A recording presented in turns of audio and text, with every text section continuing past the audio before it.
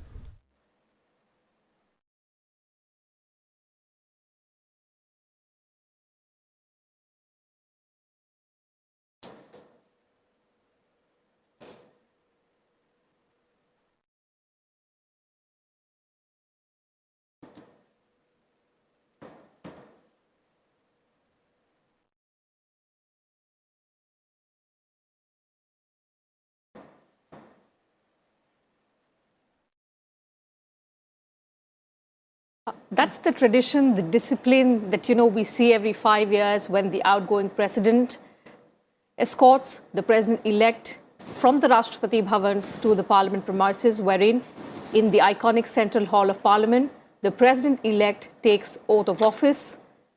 Madam Draupadi Murmu will, in a short while from now, take oath as the 15th President of India in the presence of Rajya Sabha Chairman M. Venkaiah Naidu, Lok Sabha Speaker Om Birla, Prime Minister Narendra Modi, members of the Union Cabinet, also the chief ministers of various states, state governors as well, and a host of other dignitaries in attendance inside the Central Hall of Parliament. Chief Justice of India, Mr. N.V. Ramanna, will administer the oath of office to Madam Draupadi Murmu, who will, in a short while from now, take oath as the 15th President of India from the iconic Central Hall of Parliament. बिल्कुल अपने आप में ये ऐतिहासिक तस्वीरें कुछ ही पलों में नवनिर्वाचित राष्ट्रपति द्रौपदी मुर्मू देश के सर्वोच्च संवैधानिक पद की शपथ लेंगी।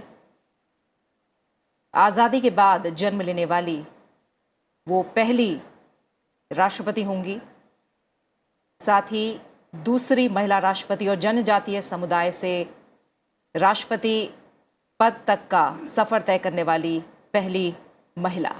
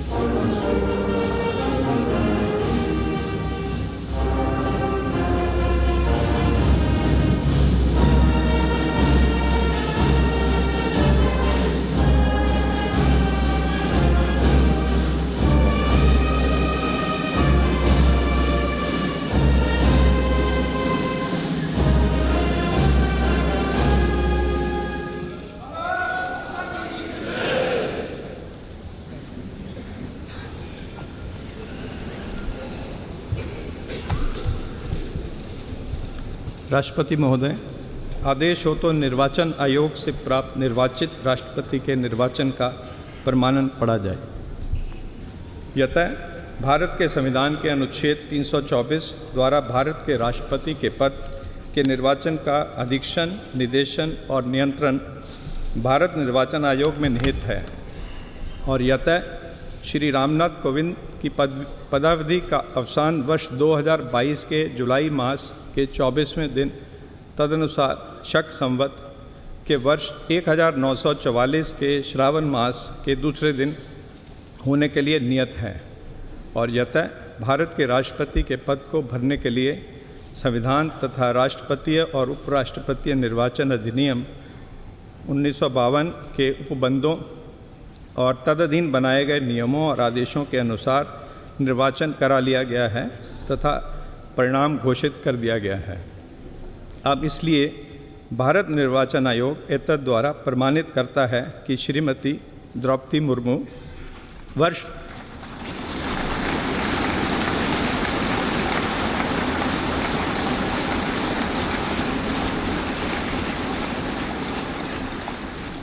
2022 के जुलाई मास के 21वें दिन तदनुसार शक संवत के वर्ष 1944 के आषाढ़ मास के 30वें दिन भारत के राष्ट्रपति पद के लिए सम्यक रूप से निर्वाचित हो गई हैं।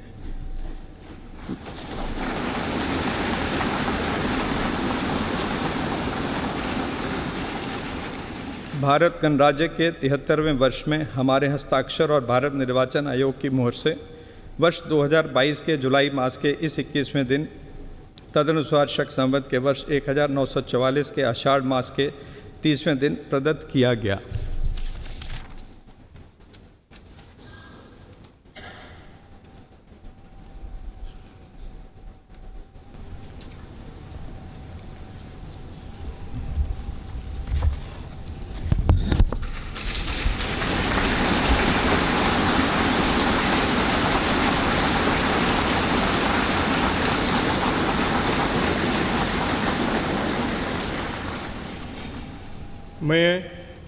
मैं द्रौपदी मुर्मू ईश्वर की शपथ लेता हूँ कि मैं श्रद्धापूर्वक भारत के राष्ट्रपति के पद का कार्यपालन करूँगी तथा अपनी पूरी योग्यता से संविधान और विधि का परिरक्षण, संरक्षण और प्रतिरक्षण करूँगी और मैं भारत की जनता की सेवा और कल्याण में निरत रहूँगी।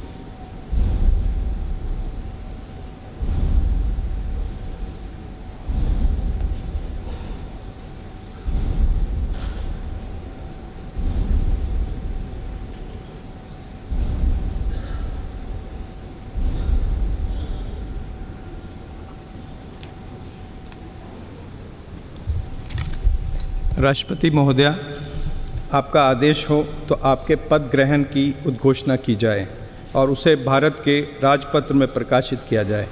इसकी सूचना प्रमुख सेना केंद्रों तथा विदेश स्थित सभी भारतीय मिशनों, राज्य सरकारों तथा संघ शासित प्रदेशों क्षेत्रों के प्रशासकों को भेजी जाए। भारत सरकार के सभी मंत्रालयों और विभागों को भी सूचना तथा आवश्यक आदेश जारी करने हेतु भेजा जाए।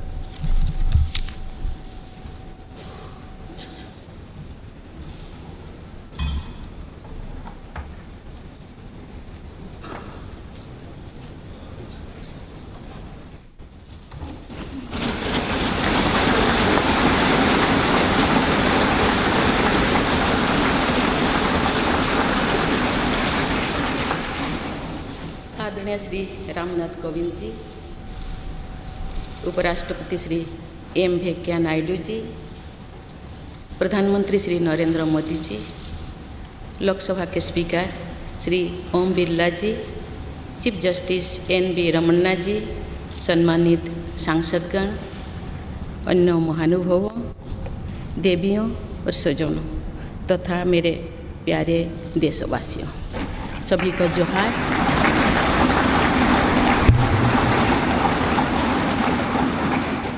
भारत के सर्वोच्च संवैधानिक पद पर निर्वाचित करने के लिए मैं सभी सांसदों और सभी विधानसभा सदस्यों का हार्दिक आभार व्यक्त करती हूँ। आपका मत देश के करोड़ों नागरिकों के विश्वास की अभिव्यक्ति है। मैं भारत के समस्त नागरिकों की आशा, आकांक्षा और अधिकारों की प्रतीक इस पवित्र संसद से सभी देशवासियों का पूरी विनम्रता से अभिनंदन करती हूँ।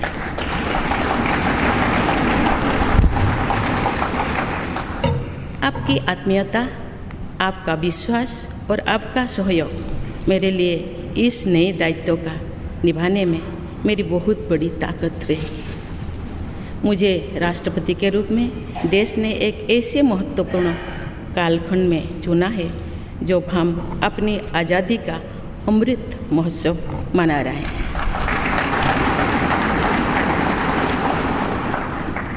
आज से कुछ दिन बाद ही देश अपनी स्वाधीनता के 75 वर्ष पूरी करेगा। ये भी एक संयोग है कि जब देश अपनी आज़ादी के 50वें वर्ष का पर्व मना रहा था, तभी मेरे राजनीतिक जीवन की शुरुआत हुई थी। और आज आज़ादी के 75वें वर्ष में मुझे ये नया दायित्व मिला है। इस ऐतिहासिक समय में जब भारत अगले 25 वर्षों के विजन को हासिल करने के लिए पूरी ऊर्जा से जुटा हुआ है, मुझे ये जिम्मेदारी मिलना मेरा बहुत बड़ा सौभाग्य है। मैं देश की ऐसी पहली राष्ट्रपति भी हूँ जिसका जन्म आज़ाद भारत में हुआ है। हमारे स्वाधीनता सेनानियों ने आज़ाद हिंदुस्तान के हम नागरिकों से जो अपेक्षाएं की थी, उनकी पूर्ति के लिए इस अमृतकाल में हमें तेज गति से काम करना होगा।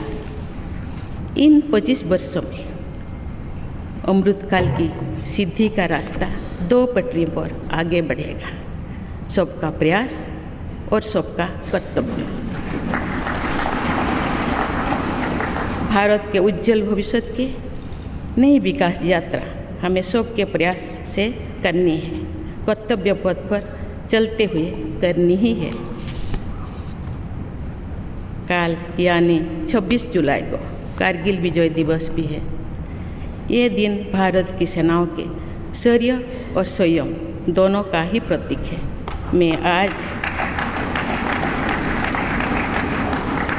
मैं आज देश की सेनाओं को तथा देश के समस्त नागरिकों को कारगिल विजय दिवस की अग्रिम शुभकामनाएं देती हूँ।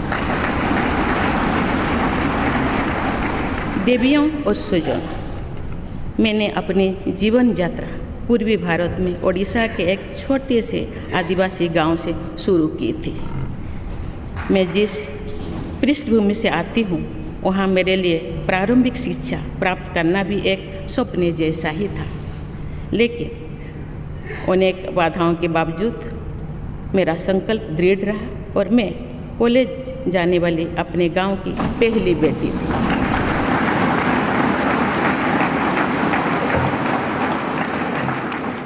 मैं जनजातीय समाज से हूँ और वार्ड काउंसिलर से लेकर भारत की राष्ट्रपति बनने तक का अवसर मुझे मिला है। ये लोकतंत्र की जननी भारतवर्ष की महानता है। ये हमारे लोकतंत्र की ही शक्ति है कि उसमें एक गरीब घर के पैदा होने बेटी, दूर सुदूर आदिवासी क्षेत्र में पैदा हुई बेटी भारत के सर्वोच्च संवैधानिक पद तक पहुंच सकती है। राष्ट्रपति के पद पहुंचना मेरी व्यक्तिगत उपलब्धि नहीं है, ये भारत की प्रत्येक गरीब की उपलब्धि है। मेरा निर्वाचन इस बात का सबूत है कि भारत में गरीब सपने भी देख सकता है और उन्हें पूरा भी कर सकता है।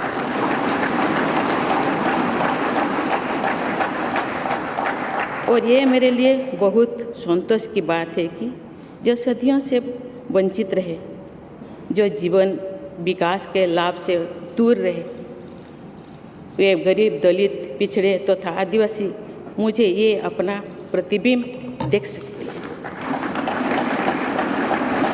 मेरे इस निर्वाचन में देश के गरीब व का आशीर्वाद शामिल है। देश की करोड़ों महिलाओं और बेटियों के सपनों और सामर्थ्य की झलक है। मेरे इस निर्वाचन में पुराने लीग से हटकर नए रास्ते पर चलने वाले भारत के आज के युवाओं का साहस भी शामिल है। ऐसे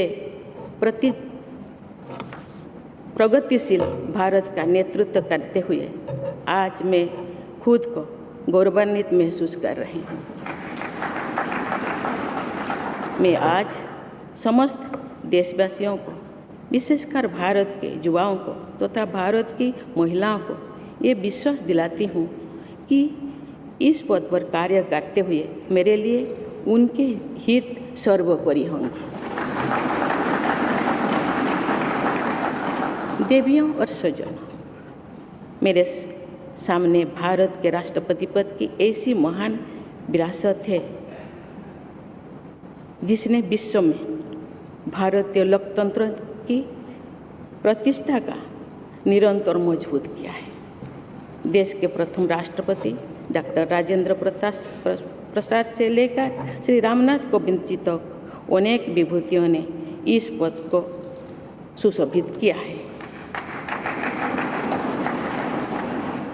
इस पद के साथ साथ देश ने इस महान परंपरा के प्रतिनिधित्व का दायित्व भी मुझे सौंपा है। संविधान के आलोक में मैं पूरी निष्ठा से अपने कर्तव्यों का निर्वहन करूंगी। मेरे लिए भारत के लोकतांत्रिक सांस्कृतिक आदर्श और सभी देशवासी हमेशा मेरे ऊर्जा के स्रोत रहेंगे। देवियों और स्वजनों, हमारे संवैधानिक संग्राम में, स्वाधीनता संग्राम में एक राष्ट्र के तौर पर भारत की नई यात्रा की रूपरेखा तैयार की है। हमारा स्वाधीनता संग्राम उन संघर्षों और बलिदानों की अविरल धारा है जिसने आज़ाद भारत के लिए कितनी ही आदर्शों और संभावनाओं की सिंचा था। पूज्य बापू ने हमें स्वराज, स्वदेशी, स्वच्छता और सत्याग्रह द्वारा भारत के सांस्कृतिक आदर्शों की स्थापना का मार्ग दिखाया था। नेताजी सुभाष चंद्र बोस, नेहरू जी, सरदार पटेल, बाबा साहेब अम्बेडकर, भगत सिंह, सुखदेव, राजगुरु, चंद्रशेखर आज़ाद जैसे अनगिनत स्वाधीनता सेनानियों ने हमें राष्ट्र के स्वाभिमान को सर्वोपरि रखने की शिक्षा दी थी। रानी लक्ष्मीबाई, रानी वेलु नाचियार, रानी गाईदिन्लु और रानी चेन्निमा जैसी अनेकों वीरांगनाओं ने राष्ट्र इच्छा और राष्ट्र निर्माण में नारी शक्ति की भूमिका को नई ऊर्जा दी है। संथाल क्रांति, पाइक क्रांति से लेकर कोल क्रांति और भील क्रांति ने स्वतंत्रता संग्राम में आदिवासी योगदान को और सशक्त किया। सामाजिक उत्थान एवं देश प्रेम के लिए धरती आबा भगवान बिरसा मुंडा जी के बलिदान से हमें प्रेरणा मिली थी। मुझे खुशी है कि आज़ादी की लड़ाई में जनजातीय समुदाय के योगदान को समर्पित अनेक म्यूजियम देश भर में बनवाया जा रहा है। देवियों और स्वजनों, एक संसदीय लोकतंत्र के रूप में 75 वर्ष में भारत ने प्रगति के संकल्प को सहभागिता एवं सर्वसम्मति से आगे बढ़ाया है। विविधताओं से भरे अपने देश में हम अनेक भाषा, धर्म, संप्रदाय, खान पान, रहन सहन, रीति रिवाजों का अपनाते हुए एक भारत श्रेष्ठ भारत के निर्माण में सक्रिय है। आज़ादी के 75वें वर्ष के अवसर पर आया है अमृतकाल। भारत के लिए नए संकल्पों का कालखंड है। आज मैं इस नए युग के स्वागत में अपने देश को नई सोच के साथ तत्पर और तैयार देख रही हूँ। भारत आज हर क्षेत्र में विकास का नया अध्याय जोड़ रहा है। कोरोना महामारी के वैश्विक संकट का सामना करने में भारत ने जिस तरह का सामर्थ्य दिखाया है, उसने पूरे विश्व में भारत की साख बढ़ाया है।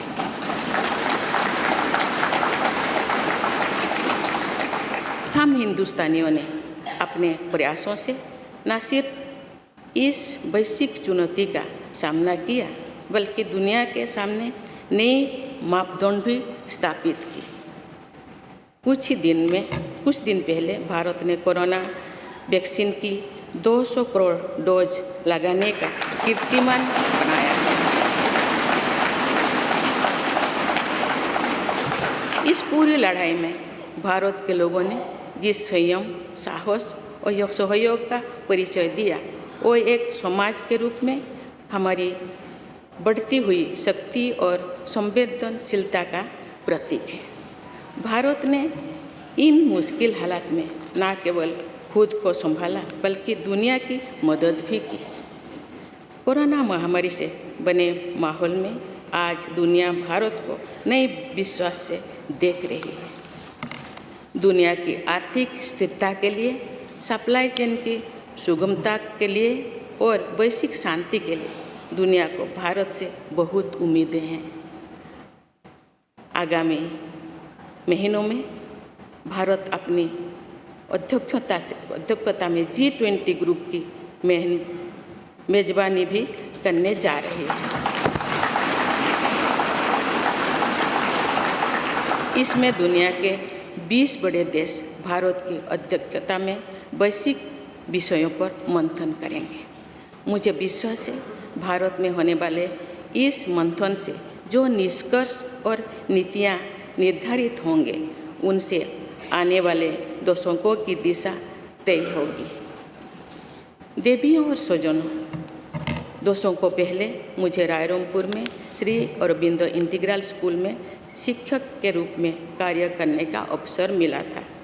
कुछ ही दिनों के बाद श्री अरबिंदो जी की 150वीं जन्म जयंती मनाई जाएगी। शिक्षा के बारे में श्री अरबिंदो के विचारों ने मुझे निरंतर प्रेरित किया है। जनप्रतिनिधि के रूप में विभिन्न पदों पर कार्य करते हुए और फिर राज्यपाल के रूप में भी मेरा शिक्षण संस्थानों के साथ सक्रिय जुड़ाव रहा है। मैंने देश के युवाओं के उत्साह और आत्मबल को करीब से देखा है। हम सभी के श्रद्धेय अटल जी कहा करते थे कि देश के युवा जब आगे बढ़ते हैं तो वह सिर्फ अपने ही भाग्य नहीं बनाते, बल्कि देश का भी भाग्य बनाते हैं।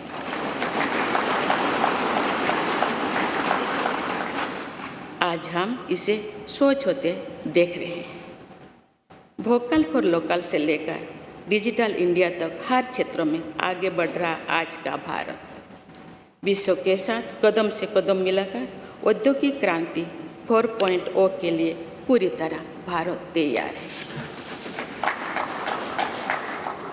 रिकॉर्ड संख्या में बन रहे स्टार्टअप्स में नए नए इनोवेशंस में दूर सुदूर क्षेत्रों में डिजिटल टेक्नोलॉजी की स्वीकार्यता में भारत के युवाओं की बड़ी भूमिका है। बीती वर्षों में भारत ने जिस तरह महिला सशक्तिकरण के लिए निर्णय लिए हैं, नीतियाँ बनाई गई है, इससे भी देश में एक नई शक्ति का संचार हुआ है। मैं चाहती हूँ कि हमारी सभी बहनें व बेटियाँ अधिक से अधिक सशक्त हो तथा वे देश के हर क्षेत्र में अपना योगदान बढ़ाती रहें। मैं अपने देश के युवाओं से कहना चाहती हूँ कि आप न केवल अपने भविष्य का निर्माण कर रहे हैं बल्कि भविष्य के भारत की नींव भी रख रहे हैं। देश के राष्ट्रपति के तौर पर मेरा हमेशा आपको पूरा सहयोग रहेगा। देवियों और सूझो, विकास और प्रगतिशीलता का अर्थ निरंतर आगे बढ़ना होता है, लेकिन साथ ही अपने अतीत का ज्ञान भी उतना ही आवश्यक है। आज जो विश्व सस्टेनेबल प्लानेट की बात कर रहे हैं तो उसमें भारत की प्राचीन परंपराओं, हमारे अतीत की सस्टेनेबल लाइफस्टाइल की भूमिका और बढ़ जाती है। मेरा जन्म तो उस जनजातीय परंपरा से हुआ है जिसने हजारों वर्ष से प्रकृति के साथ तालमेल बनाकर जीवन को आगे बढ़ाया है। मैंने जंगल और जलाशयों के महत्व को अपने जीवन में महसूस किया है। हम प्रकृति से जरूरी संसाधन लेते हैं और उतनी ही श्रद्धा से प्रकृति से सेवा भी करते हैं। यहाँ संवेदनशीलता का आज वैश्विक अनिवार्यता बन गया है। मुझे इस बात की प्रसन्नता है कि भारत पर्यावरण संरक्षण के क्षेत्र में विश्व का मार्गदर्शक बन रहा है। देवियों और स्वजन, मैंने अपने अब तक के जीवन में जौन सेवा में ही जीवन की सार्थकता को अनुभव किया है। श्री जगन्नाथ क्षेत्र के एक प्रख्यात कवि भीम भोई जी की कविता की एक पंक्ति है, मो जीवन पछे नर्क के पड़ी था जगत उद्धार है।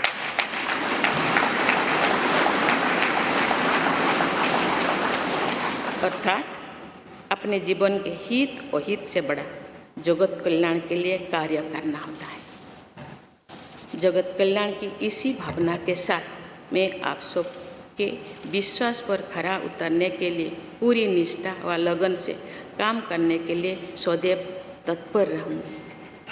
आइए हम सभी एकजुट होकर समर्पित भाव से कर्तव्य पथ पर आगे बढ़े तथा वैभवशाली व आत्मनिर्भर भारत का निर्माण करें। धन्यवाद। जय हिंद, जय Bharat.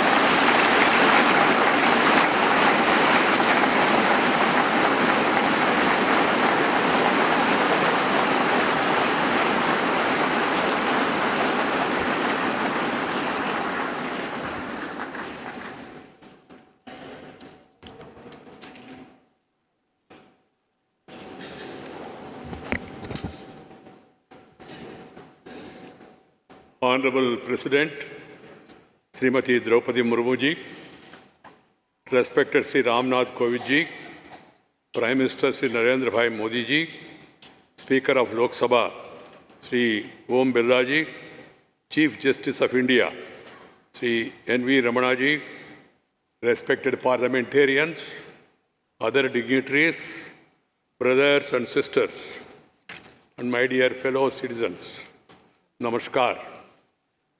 Madam President, you have just addressed the members of the Parliament.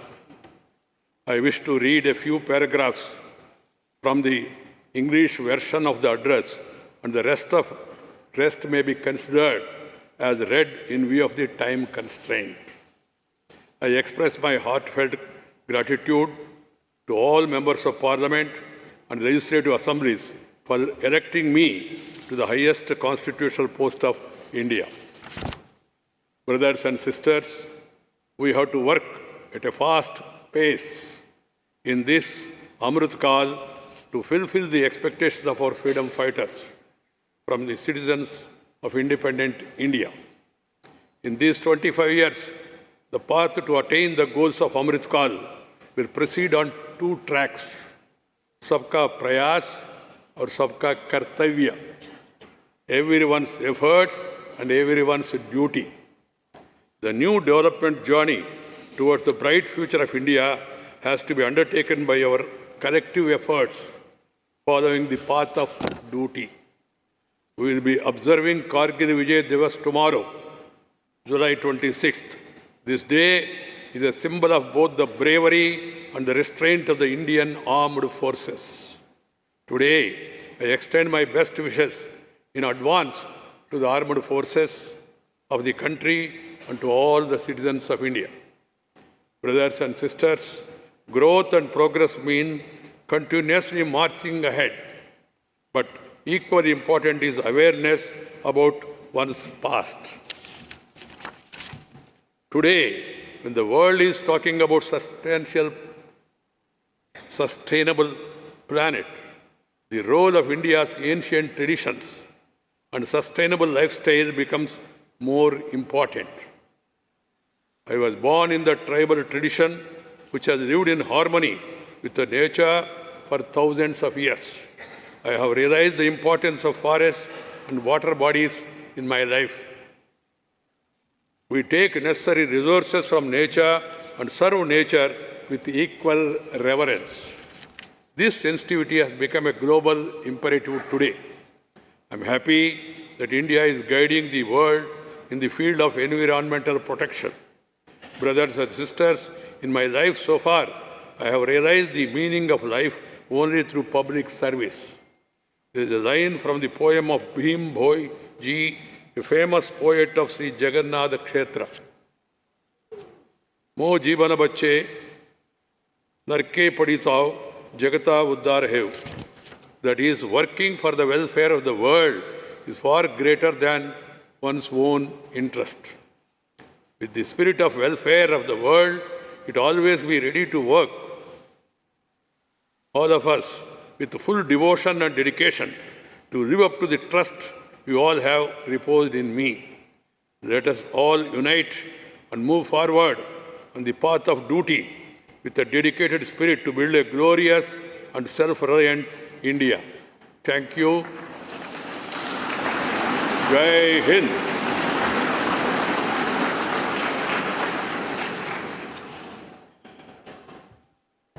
राष्ट्रपति महोदया, आपकी आज्ञा हो तो समारोह की कार्यवाही समाप्त की जाए।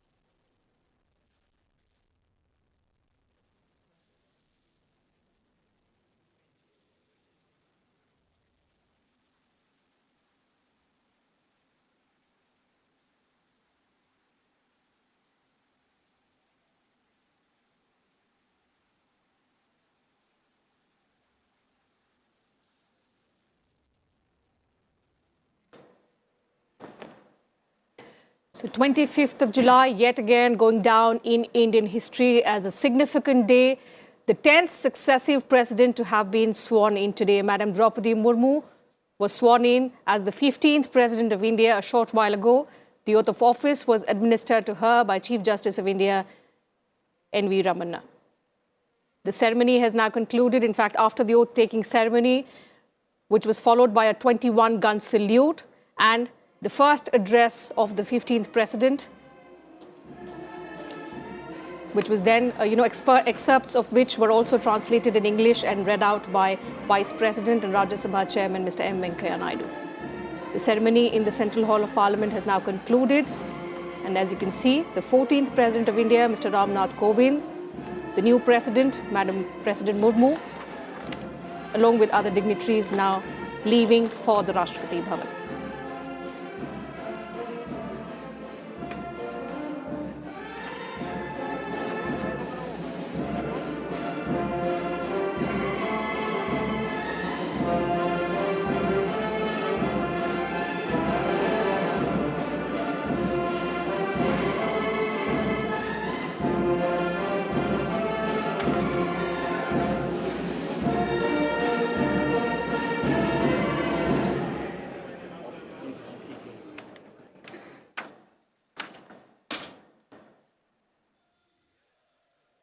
तो तमाम इतिहास जो आज इस शपथ ग्रहण समारोह के साथ हमने बनते देखे, आज़ादी के बाद जन्म लेने वाली पहली राष्ट्रपति देश को मिली है। साथ ही हम देख रहे हैं कि अब राष्ट्रपति द्रौपदी मुर्मू राष्ट्रपति भवन की ओर रवाना होंगी और राष्ट्रपति भवन के फोरकोर्ट में हैंडिंग ओवर सेरेमनी होगी और इसके बाद राष्ट्रपति भवन से रामनाथ कोविंद विदा होंगे।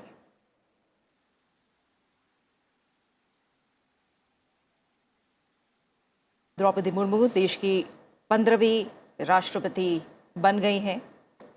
संसद भवन से ये सीधी तस्वीरें आप देख पा रहे हैं। देश में दूसरी बार सर्वोच्च पद पर महिला आसीन हुई हैं।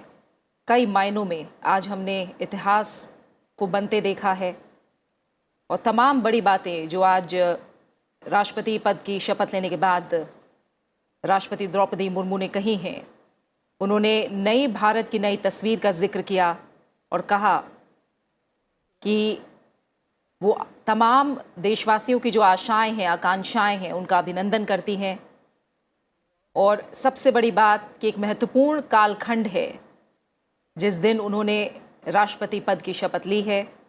देश आज़ादी का अमृत महोत्सव मना रहा है।